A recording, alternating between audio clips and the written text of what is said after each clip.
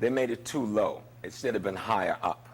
But that was to give the northern hemisphere more space into the south, so that they can then claim North Africa and Egypt as being a part of the northern hemisphere sphere, because much of the population in Egypt and in North Africa today is a population made up of Mediterranean Europe and the Balkan European and Turkish invaders, and they're not really the indigenous people of that region. We just blanketly call everybody there Arabs, but most of the people in North Africa are not Arabs, and most of the people in Egypt are not Arabs. They're Turks, they're Yugoslavians, they're Italians, they're Greeks, they're Syrians, and those are not Arabs. They are Arabs in Egypt, but they do not make up the majority of the population biologically, even though that's what we tend to say.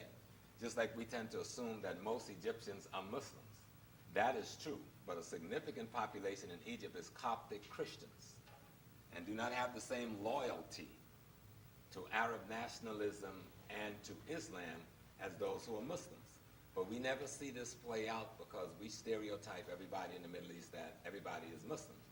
We even stereotype the fact that the Arabs are the dominant factor in Islam, but the largest Muslim population in the world is in Africa, second largest is Indonesia, and the third largest is in the Soviet Union. The Arabs fall as about the fifth largest Muslim population in the world, and not the first. The reason we think of them as being the large population is because Mecca is located in Saudi Arabia, and that is the center of Islamic worship.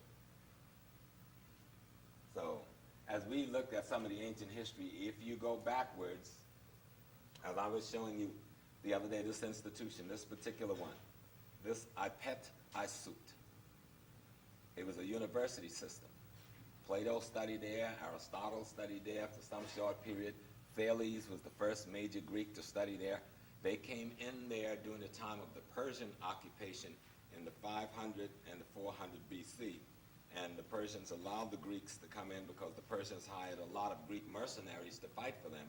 And thus Greeks initially got access to Egypt. And then when Alexander challenged the Persians, of course the Greeks would side with Alexander, and Alexander would take over Egypt as well in the 300s.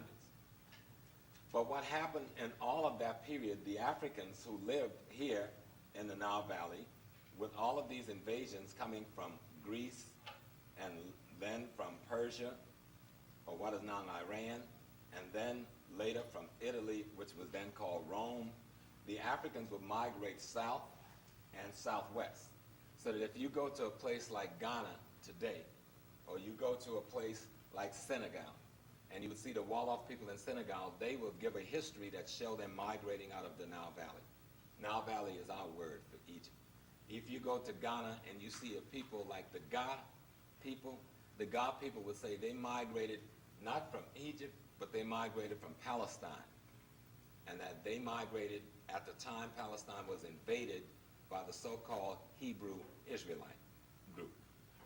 And then you'll find other groups who say that they are the Hebrew Israelite migration, which fled that area with the invasion of the Turks and other Arab populations and went across the top and come down the bottom. And many of them ends up in Nigeria as the Fulanis, and some of them as other groupings in Nigeria, Ivory Coast, Ghana.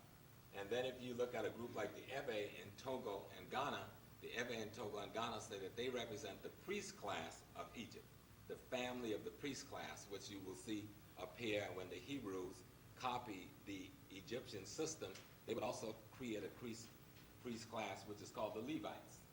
Well, that priest class has always existed, and so the Ewe said that they represent that priest class. Okay? And so Western scholarship have not studied Africa.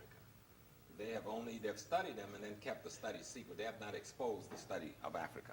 Because if you go into the British Museum, the French Museum, or the Louvre, you go into the University of Chicago Museum, you go into the Oriental Institute, which is a gigantic museum in Chicago, you go to the Metropolitan Museum in Boston, you go to Harvard's museum, you go to the museums here in Dallas and Cleveland.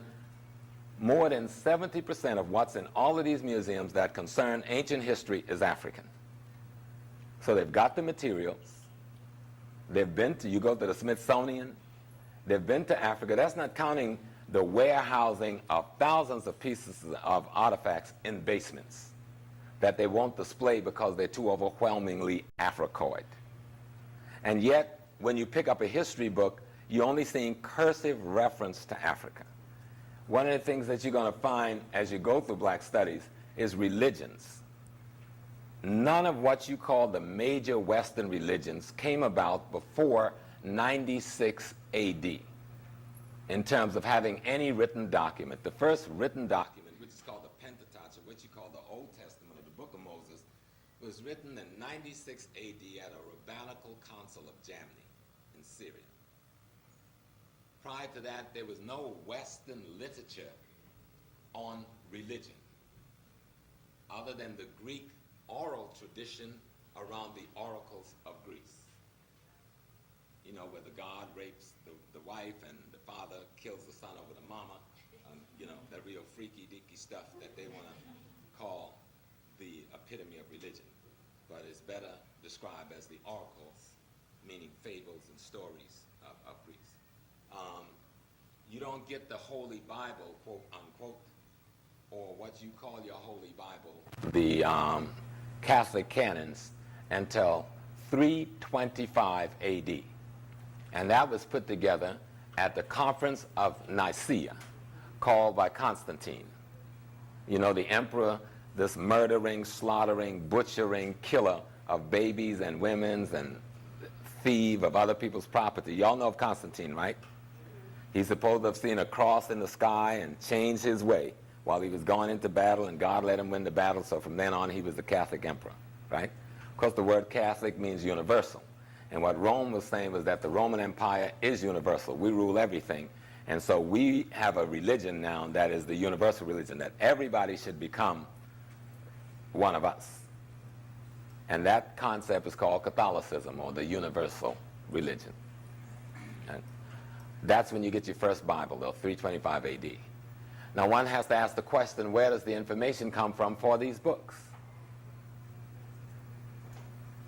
And if you don't get these materials written until that time, what ancient history are these people talking about? What are they making allusions to? And where's this writing taking place? And since there's a record of the Rabbinical Council of Jamni, let's look and examine and see who came to the meeting. And the majority of the people who came to the meeting, they were called bishops, those who had these enclaves that they were ruling over, that they called church. Church is a word that really means believers it's a community of believers in the oneness of God.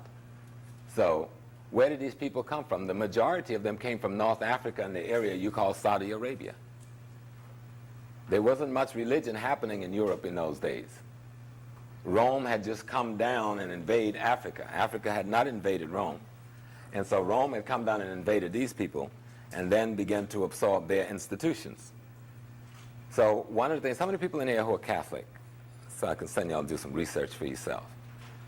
You know that you have something called the Nicene Creed. Anybody know what the Nicene Creed is?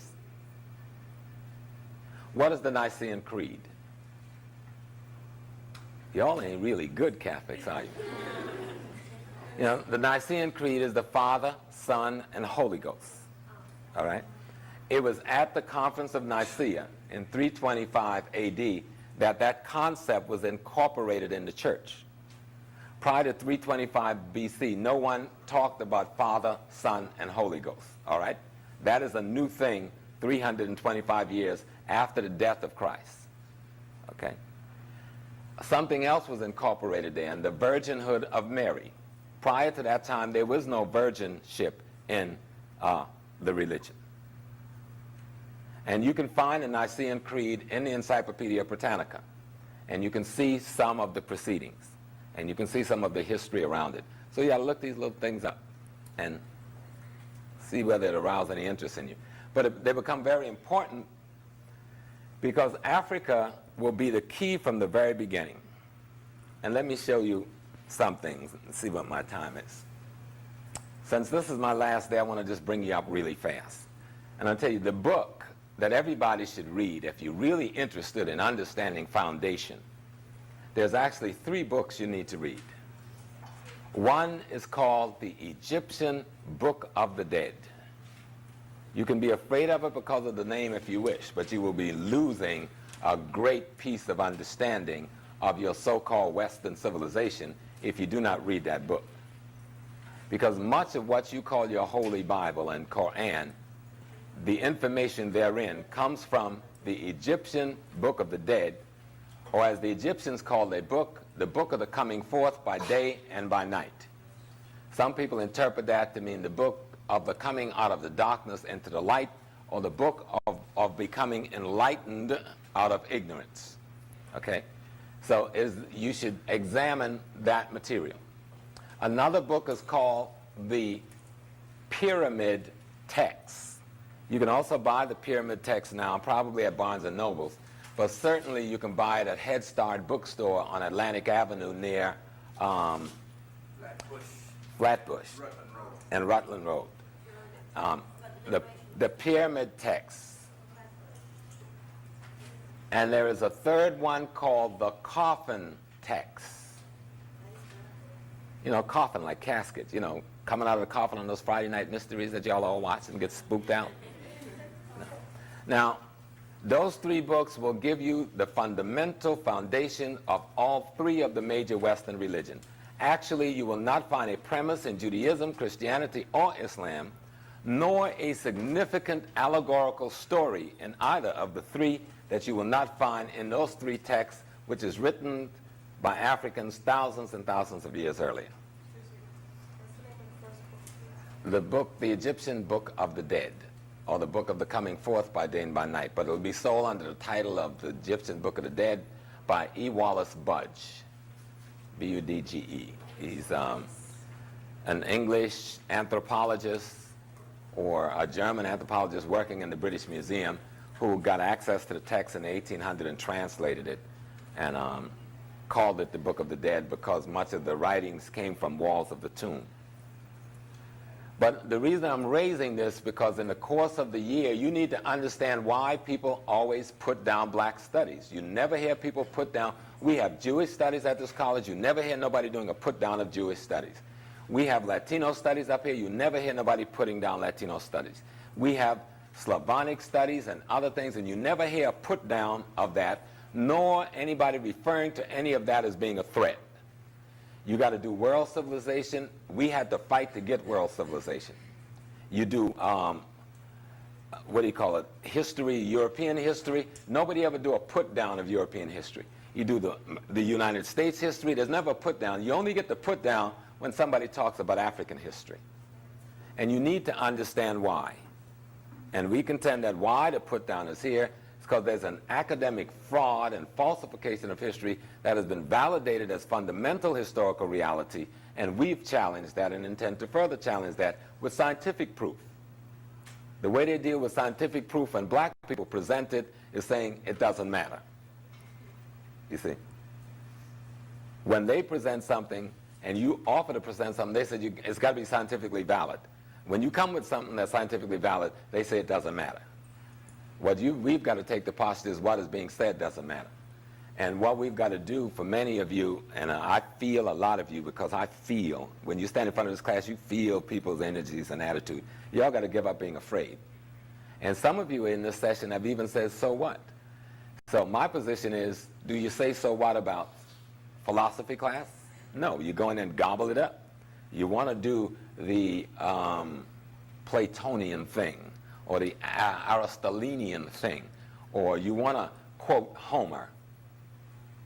But when Homer's poems were still being orally recited in the pastures of Greece, Africans were building pyramids and running university systems. So you have to make a decision about how honest you're going to be with your own consciousness if you really want to learn. If you just want to be indoctrinated as some brown skin, light skin, and black skin white supremacist, then I would suggest that you go the way you've been going. Let me sort of like show you how we got where we're at today with some of the stuff that has gone down today. Africa, and you can see the size of it, and Europe, you can see the size of it. Then one would say, how did this little group of people beat this big group of people? First of all, this big group of people didn't invade this little group of people with an intent of killing or destroying them. Indeed, didn't invade them at all. But this group of people invaded this group of people with the intent of killing and destroying them. In the 1890s, there was a big conference in Europe. Anybody know what that conference called? It was a conference on Africa. It's one of the most significant conferences in the history of the world. Do you know what that conference is titled in history? What is it called? It's called the Berlin Conference. When you study Africa, you will find that the First World War was fought over Africa, and so was the Second World War. Of course, you'll be confused, and somebody will tell you the Second World War was fought over the Jewish presence in Europe. That's not true. What happened to the Jews was a historical incident, but that's not why the war was fought. They'll tell you the First World War was fought because somebody shot the Duke of Austria, and in the history book, that lie is perpetuated, the shot that was heard around the world. Have anybody ever heard the shot that was heard around the world? You know about the shooting of the Duke of Austria? Have anybody ever explained who shot him to you? Have they ever explained to you why the Duke was shot? Have they ever explained why shooting this Duke would start the First World War? They just throw it out there. The shot heard around the world, the killing of the Duke of Austria, and somehow that is equated to being what started the First World War. But no one goes back to the 1800s. And no one goes back to the white missionaries all over Africa who's posing as missionaries but sending back logistical information on what river is the best and most navigable, where is the mineral, the geologists there are sending back where is the mineral resources. Others are saying what is the best farmland, and so forth and so on. So in 1890, they decided to invade Africa. And what should be called the First World War takes place starting in the 1890s with the attack on Africa from the north by the French, from the northeast by the British, from the Horn by the Italians and the French, from the west by the Spanish and the Portuguese and the French and the British, from the central west by the Belgians, from the south by the Dutch and the Finns and the Germans, and from the east and southeast by the Germans. All of them attacked Africa simultaneously, and it is not even referred to as a war. Have you all ever had the story of this war in history? Have anybody ever talked about the Berlin Conference and what it meant? Were you ever told about the struggle for Fashada, which is a point on the Nile River, this bend down in Sudan, where the fork goes into Sudan and into Ethiopia?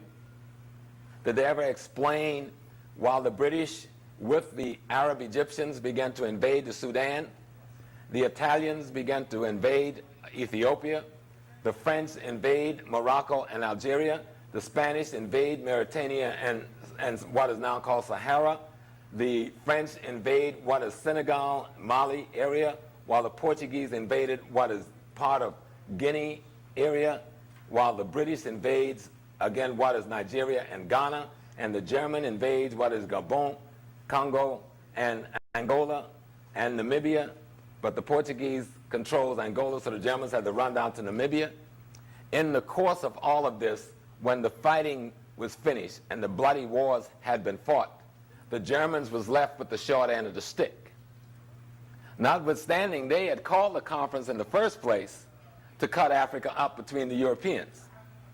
But now Kaiser finds himself cut out of the deal by the turn of the century, the 1900s. And he said, look, unless you give me a better piece of the land, because they hadn't discovered uranium in Namibia yet, and he didn't realize the true value of the farmland in Tanzania to the economy of Europe yet. So stuck with Tanzania and Namibia, which is mostly a desert, the Germans hit the ceiling. And when the Germans couldn't get a better deal on the African mineral resources, Germany went to war to find those resources in Europe. And where did they go? They went after what? Alsace-Lorraine in France. What mineral resources is there? or Alsace-Lorraine. The coal fields of Europe is in that part of France. They went for Poland. What is in Poland? The timberland of Europe is in Poland. And then they went for the Rhineland. What was in the Rhineland? The best farmland, or the breadbasket of Europe. That's what Germany did, because they cut Germany out of a significant piece of Africa, with French getting the cream of the crop and the British getting significantly next to the French. The Portuguese had Angola and Mozambique and the Guinea-Bissau and the Cape Verdes. So Portugal was sitting nice with its big sugarcane plantations and its mining and so forth.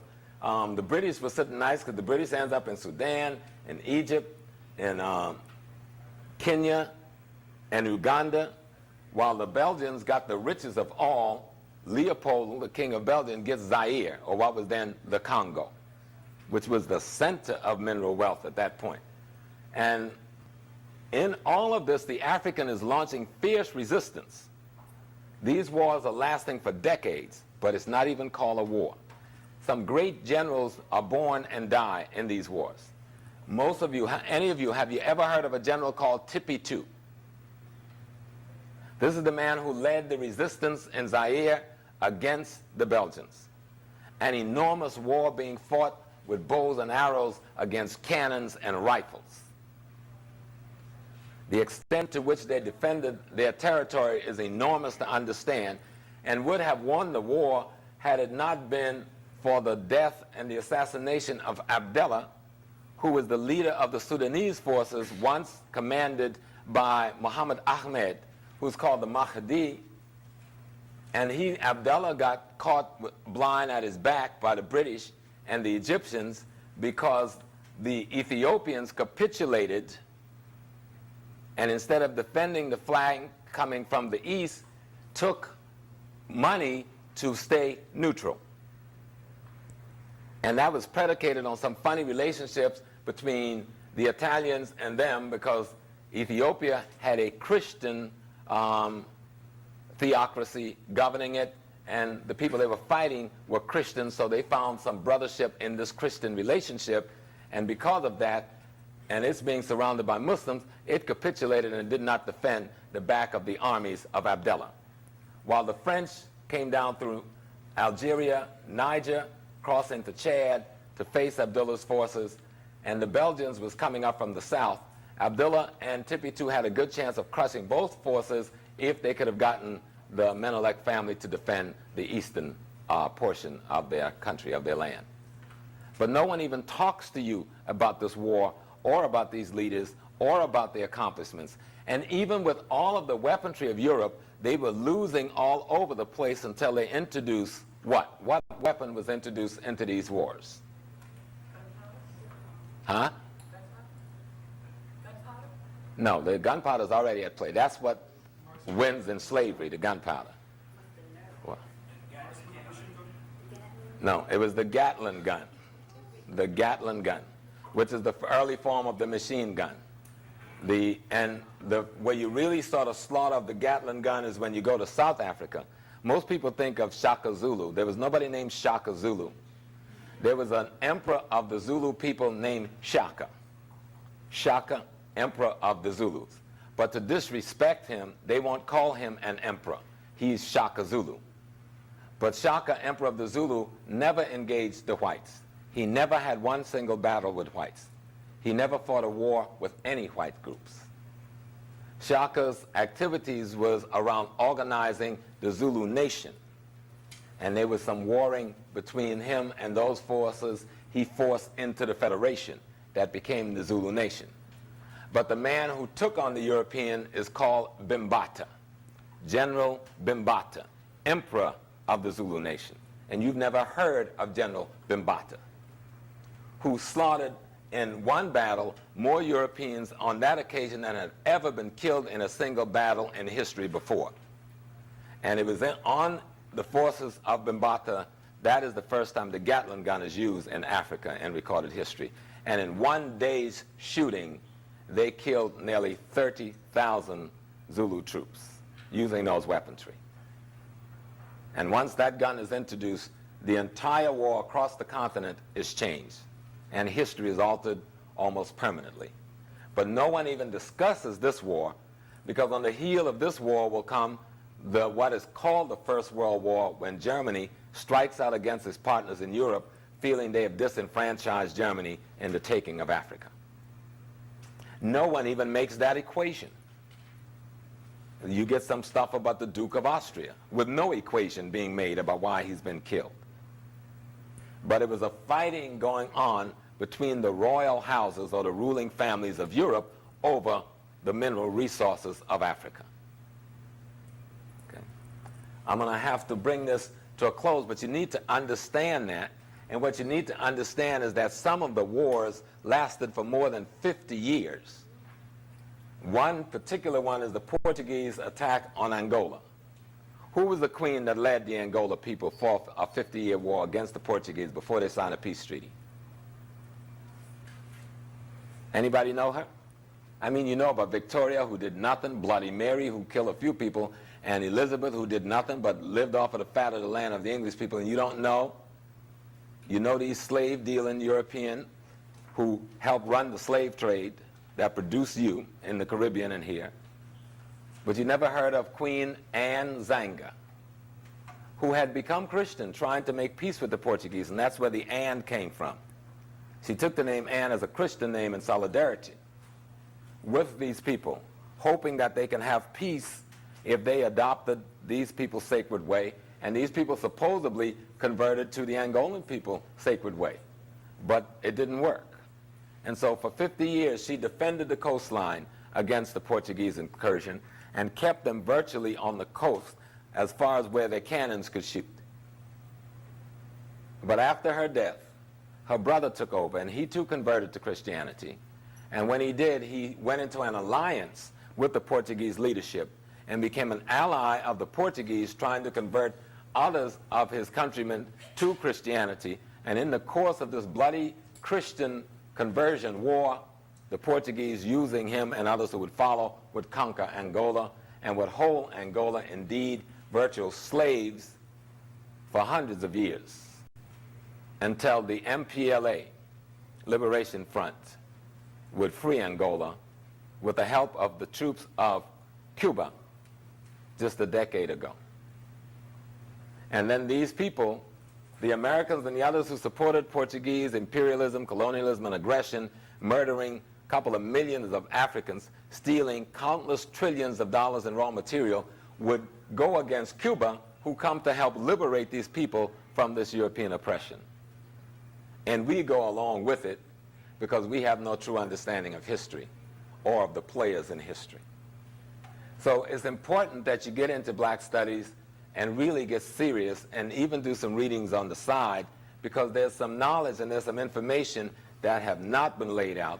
There's some analytical concepts and frameworks that have not been put out here to be examined.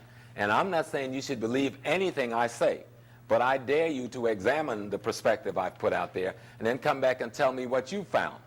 Because I know there's enough data, there's enough primary information means source things that are original, and secondary information means things people write about those source things.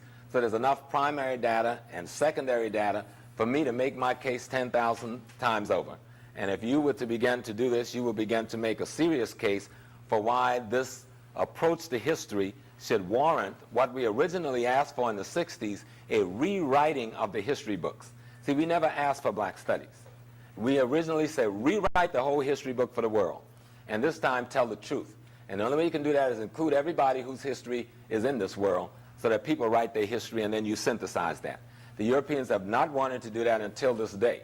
So as a compromise, we got black studies. But you should still, as students, as young people whose world this is, be calling for the rewriting of history textbooks to include and to reflect the actual happenings of this globe that caused the events that we find to be so significant to have occurred in the first place, and the things that caused us to even be sitting in this classroom taking a course in black studies. You know?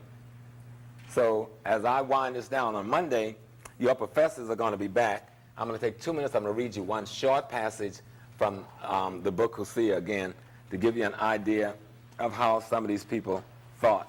This one I deem very important. This is from the book of Kagemni. No. This is the book of Ani.